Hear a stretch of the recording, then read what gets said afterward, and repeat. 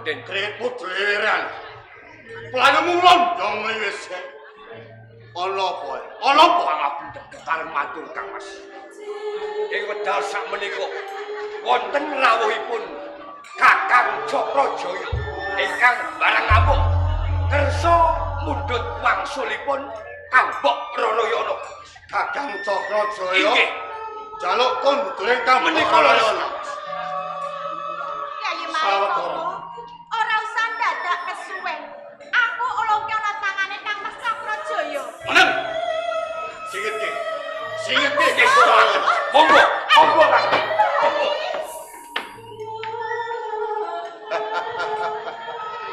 Kakang Cakrajaya.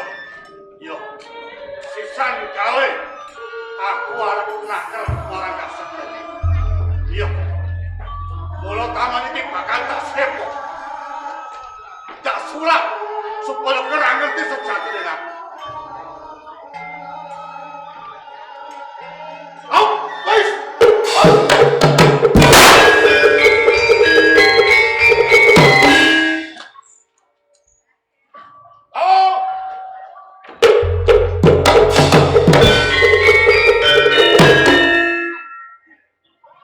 Hilang sipate taman. Taman Sari Samara Gedene Sirna. Dan tialas bertekan kaya mangko.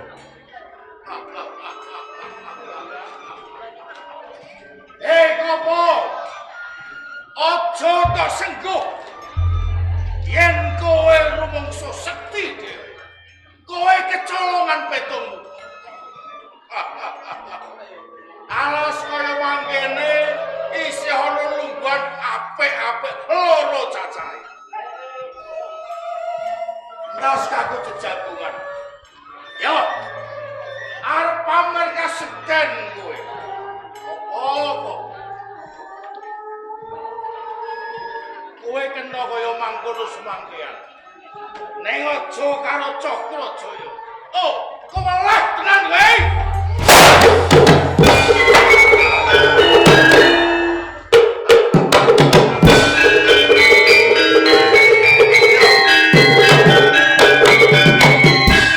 Aku percaya lamun Kakang Cakrajaya iki bawahan sing duweni kaluwihan. Kowe nerang kuwi lagi rong dina. Neng kowe arep pamer kasekten karo aku. Lungguhe saiki ning kene padha-padha bupati. Manut ndak rangket apa tok pasrah ki Rarayana. Jane kula niku gumun karo sampean. Lha napa? Perkara Rarayana tak bradak. Jak colong.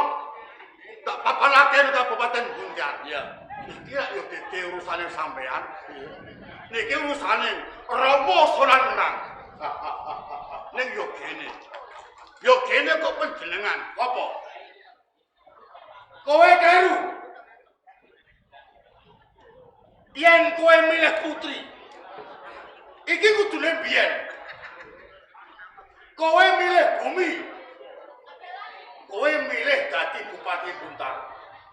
Neng sakuse kowe dadi Bupati Buntar. Kowe isih durung trima. Watak angkara kowe isih kepengin duwe bojo Rarayana. Kowe kena. Boyongan. PN Rarayana ning tembung kanthi aris karo bojo. Rarayana duwe bojo. Bobot yo kene tok berarti. Dosa lu putih apa? Ora edep.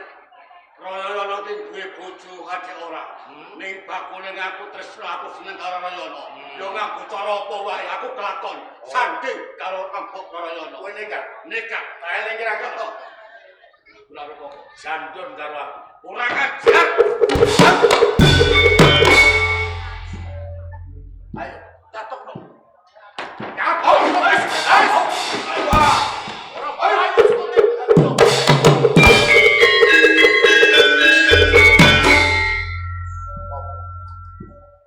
Kapok, mati kowe.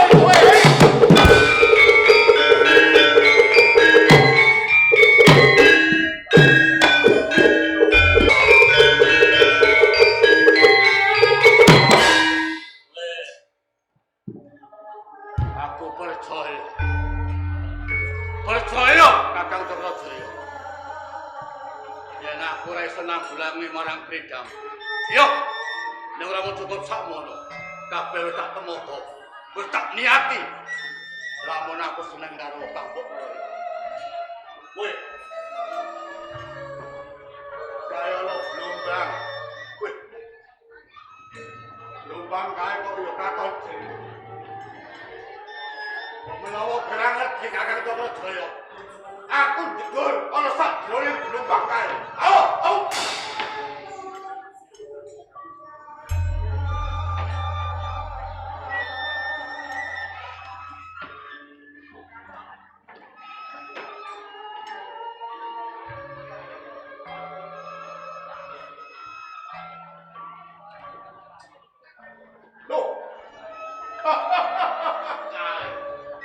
Ana panggonan sing Yolowati. Kae ana Lumbang. Sisih kono ana rong gedhe lan jero sing ora kacrapat kae. Oh, ngajak gojek. Tak brok kae, tak brok lan kae. Ayo metu kowe.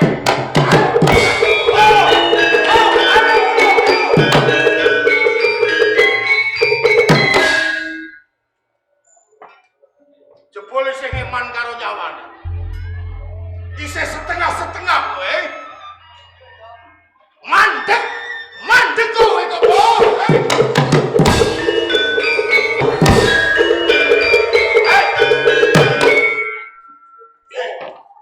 Kowe arep mlayu nang ndi? Arep mlayu nang ndi?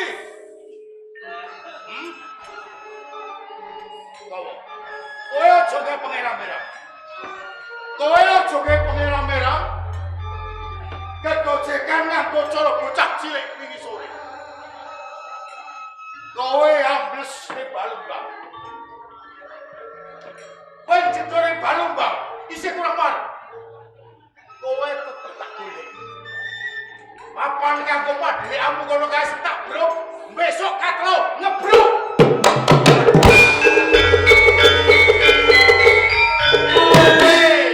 Kowe melu nekseni. Mbok menawa aku mati dhisik, pinter. Kowe bisa kondo karo tangga teparung. Yen papan pandhelekmu besok kathah. Mangkono tuwek kosok balik. Yen kowe sing mati dhisik, aku bisa woro-woro. Yen ngono dicacok iki, ayo, ayo. Ya, ayo. Ayo.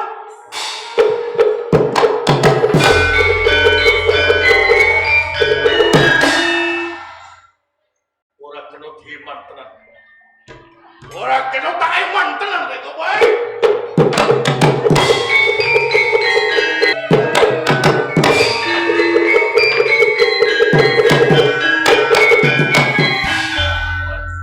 Nanti keren dosan aku. Aku ora sak jroning Balumbang ning Kibruk. Wah. Nanti aku ora iso ambekan, jujune aku iso metu. Yo, Kakang Toko Jaya. Ora mau cepet sakmono Kaya ana wedoro. Katon grempuyung. Coba. Aku tak ngamping ngono wedoro kae. Supaya Kakang Toko Jaya ora ngerti sejatine aku.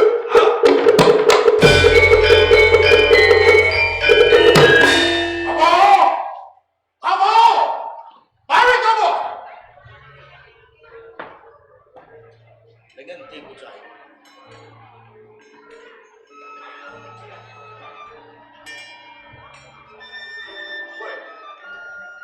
Wala, orang sasapan. Ono wedoro sapur gedhe kanggo piyayuan. Mati dhewe.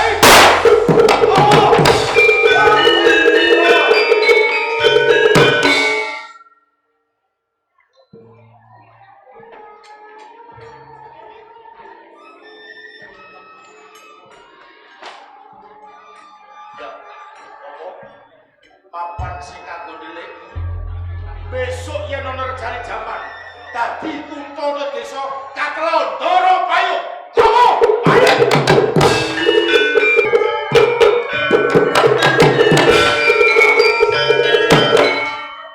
Ciloko. cilaka iki. Aku ora ribet mesti aku mati sama kangge kakang kok. Yo piye aku iki?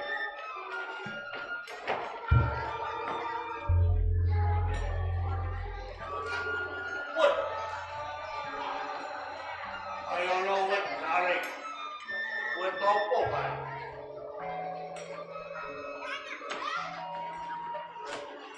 Malas rasawan glowo. Wet rangkulan. Woi. Melusok wet glowong kae. Mesti ora ngerti bae kakak Trojaya.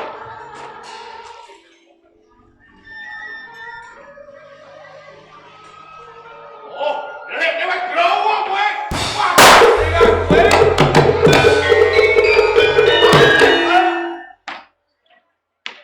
Weh, ijek dawa ijek adu kabekane. Ya. Ya papan kono kae besok katro. Ndro, kamu. Kamu.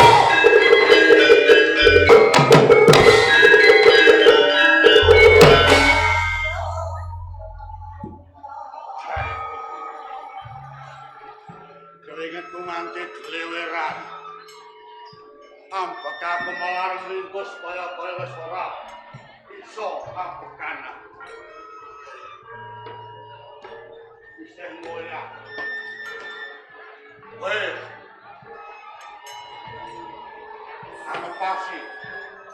Angepasi kali segogo. Kae lagi ganti. Kanggo nyelametake awakku. Aku jegur nang kali sulit gongko. Jegur, aku nyampe pulau seberapa. Menengah saling bobo pulau dan tato. Bobo pulau dan tato. Pulau sing teko bobo.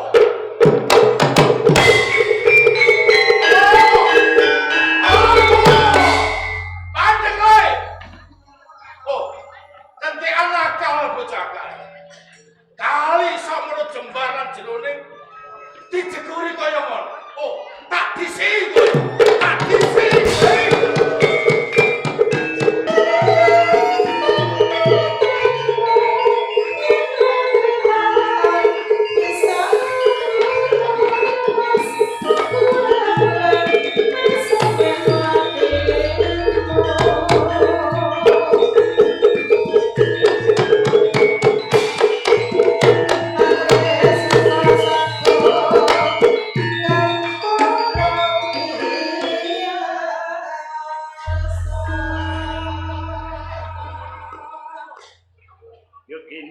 Suasana iki beda ing Padang.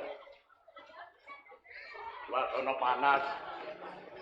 Kaya-kaya bumi pulau seprapat urip dinunjang dening prahara kang gedhe. Bakal ana kejadian mungko selawasi ora nate nyambah lakon sing kaya mati. Assalamualaikum.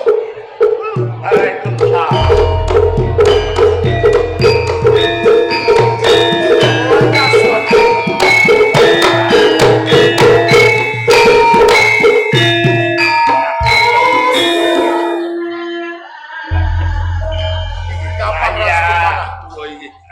Wayah diwanjine pakembalan ing dadak rawuh namase pating krenggos rawene gumbrojos pasuryane abang mripate ya iki kaya-kaya gawa suasana sing kurang prayoga iki coba matur iki apa waleh-waleh menapa kula menika nembe padudon kali sederekku. Padudon. Iki sederek sinten? Malingkapa. Prakarane napa? Perkawisipun si Malingkapa menika mbradat sinten si Adi Rarayana. Belum. Garwanipun Kanjeng Sunan Muria. Ora tetawi garwanipun anu. Iki lak menika kadang panjenengan piyambak. Yen dibradat tamri apa sih? Badhe dipun pundhut garwa. Pramila saking menika Bapak, mboten wonten tiyang sanes ingkang dipun sraya dening Sadi Mulya kejawi kula. Banjur padudon pitule Maling kopo tetela badhe mebet wonten padepokan menika. nggih. Inggih. Oh. Pramila saking menika bobo. Kula ngrumini lampah muli sampun ngantos kawestarani. Nak macok Inggih. cetha yen Cikopo kuwi wis nerak marang Inggih. kowe. Inggih. Pitutuh piulang ana ing kulit cepat. Inggih. Ya. Lek dereng aku wong tuwa. Inggih. Aku salah kawijining guru ya guruning Kopo. Inggih. Lamun Kopo itu mindak kaya mangkono. Inggih. Perlu aku mintate marang sakabeh pakardine si Kopo. Inggih. Nanging ganti sarep. Ira kudu tanggap ing sah kita tegesipun mengko lamun ta ana Cikopo tumeka ing papan panggonan ana kedadian apa iku kudu ngerti. Kados ngaten iki. Dan tunggu sawetara Ngestaken dawuh. Inggih.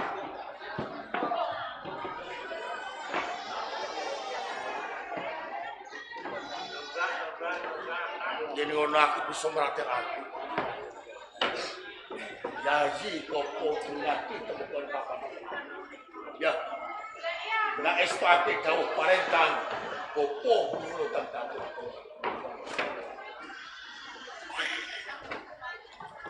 kados pundi, Bos? Kiai Kundur Geni. Nggih. Kuwi lambang kadayaning Kopo ana ing kulit. Inggih. Bakal ndak paringake nak macoko. Lo Lajeng pibunanipun dak wis tani tanggap ing sasi. inggih. Mengkono kejadian apa kuwi kudu tanggapan ngerti. Ngestaken. Mundur. Ngestaken dawuh.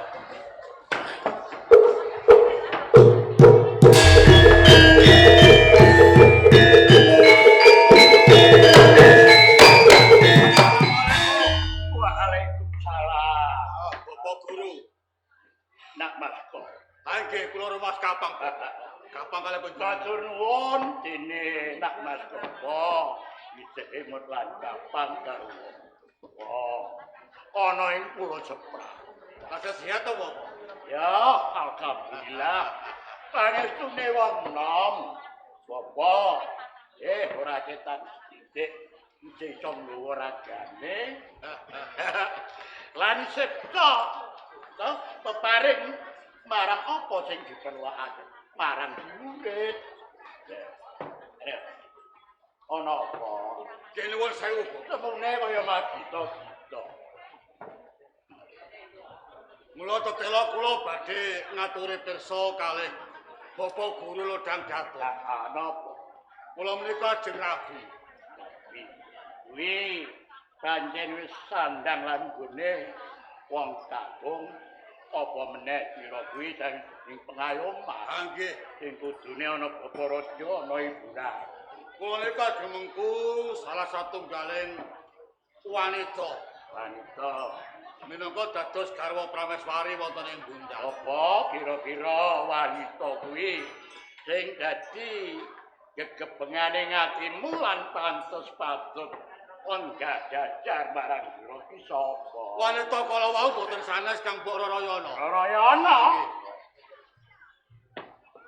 Mila kula nyuwun Bapak Guru Lodang Datuk kedah ngrestoni dhateng kula anggen kula dhaup kalih Kang Mbok Rarayana. Apa? Nggih. Kowe kadipaten bisa ngayomi marang kawula. Ya, aku wijining guru ning Pulau Seprapat kudu bisa ngayomi lan nyelametake marang jiwa raja. Kowe wis ngerti apa? Lamun sira Rayana kuwi wis tak garwa, ya gawane lak itu majuti. Kuwi nerak pagelaran ning liyan. Ya, tumindak dina kuwi nestaning tumindak kuwi ora becik. Sing kapindho apa?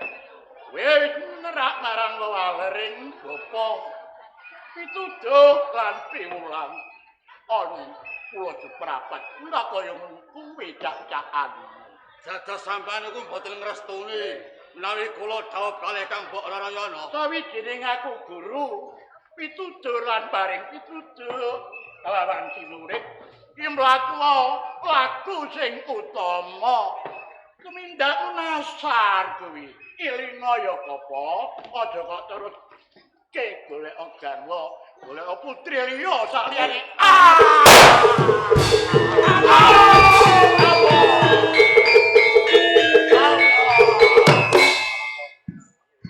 ora apa-apa nak macam monggo nyatane tega entara iku apa namanku sapa kula pados saged jambu ya Allah Allah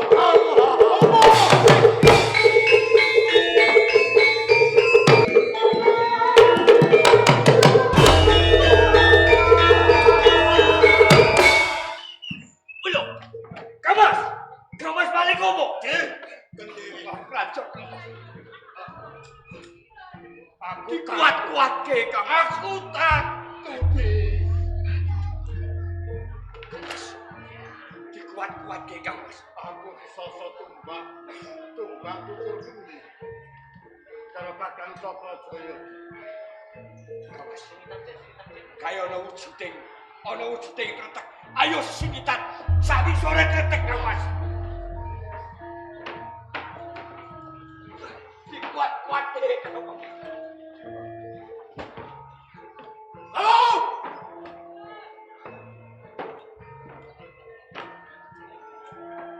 Tekan kene gede. Woi. Mati dening aku ae.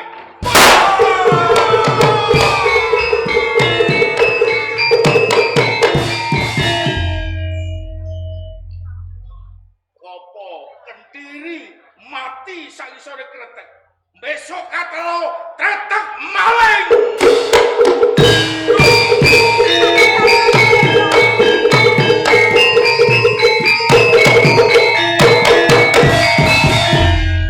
Dadi pengarep-arepane garwamu uga Rama Sunan Ngerang. Ayo.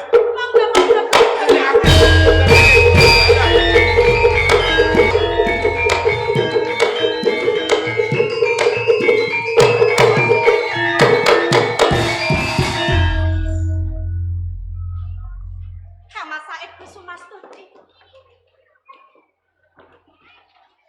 Kang Mas,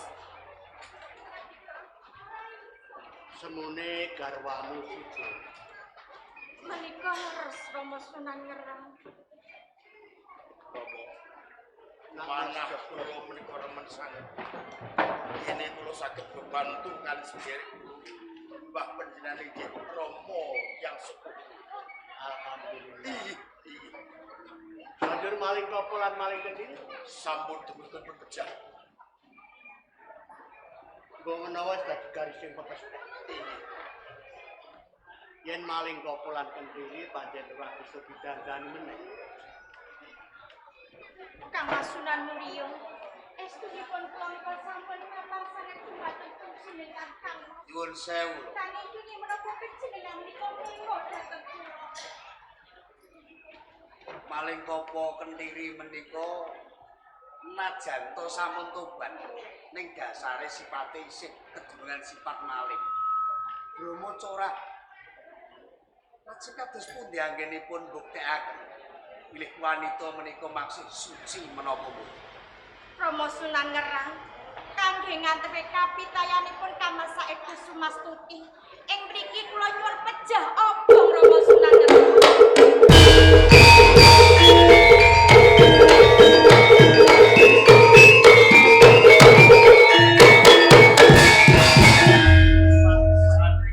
Sampun Rama Sunan Ngerang. Saklebetipun pantuk mangan yen to kula pejah ateges kula menika sampun kajamah. Dene kula saklebetipun wonten patumangan kula tasih sugeng, kula tasih suci Rama Sunan Ngerang. Aku percaya. Menawi ngaten badhe kula buktekaken Rama.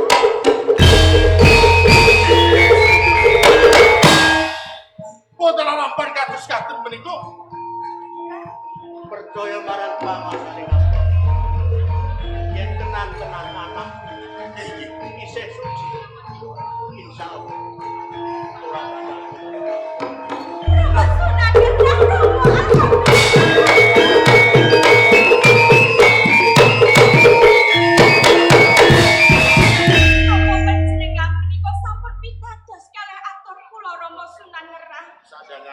sing ogong.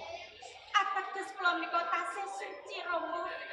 Senajan kowe ra njaluk pati obong, bapak percaya yen kowe sing Kenapa? Kenapa wae? Kene. Ayo.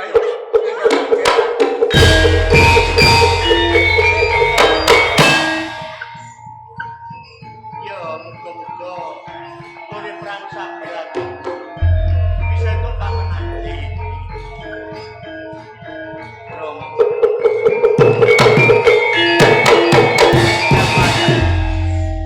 Mijil kaku. Alhamdulillah. Syukur kowe. Ya, entuk kamenangan rangka. Nuwun sewu. Dimas, kula namung Kamar Cokro Joyo. sasampunipun kang garwa menika nenamai lelampahan kang kados ngaten. Saya dene saking antep tekadipun kedalu awit kapiton saos tresnanipun kang tumanten Mekaten panjenengan ngantos pejabong kados ngaten nanging boten tumampa agengipun labdu. Iki salebetipun bojo kula Narayana amlebeti patumangan wonten umara ingkang nyuwanten Iki meratelaken menika sukmanipun maling koko ingkang meratelaken bilih bojo kula Narayana maksih pitados saestu. Nggih. Pramila kagem tetenger lan pangeling-eling. Anak kula badhe kula paringi jeneng Sukma Yana. Sukma Yana.